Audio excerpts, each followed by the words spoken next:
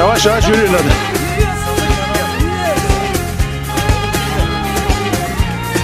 El sallayarak yürüyebilirsiniz. Ana bak her zaman. Hocam ellerini çıkarsanız dışarı.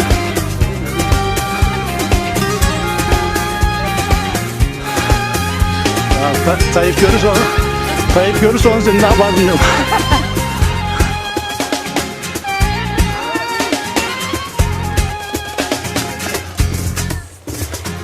Aşkıydı, işiydi, ihtirası düşüydü.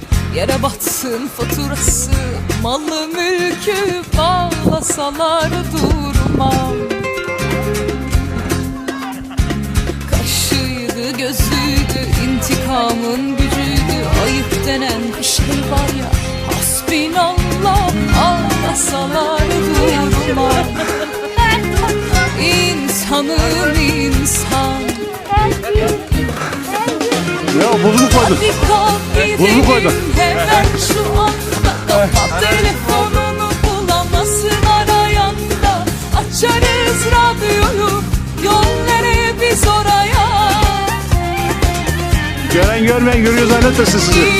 El sallayın şaması, yorgun gibi görünüyor. Deniz havası, göz oda bulup sokarız. Başımızı bir de koyarız iki kadeh. Kafa nereye biz oraya.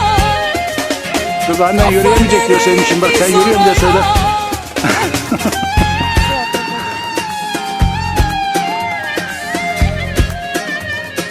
İsmail Bey var mı arkada başka? Aşkına da işine de bir an olmuş düşüne de. Yerli yersiz sözüme de, dövmediğim dizime de. Pişmanım pişman, pişmanım pişman. Hadi kalk gidelim hemen şu anda. Kapat telefonunu, bulamasın arayan da. Açarız radyoyu, yol nereye biz oraya. Elleri sağlayın, şey gibi poz vermeyin. Hadi. Hadi gidiyor. Canlı canlı bu. Hadi. Boşaltabilirsin sahneye artık. Dengeyi sağlayalım önce.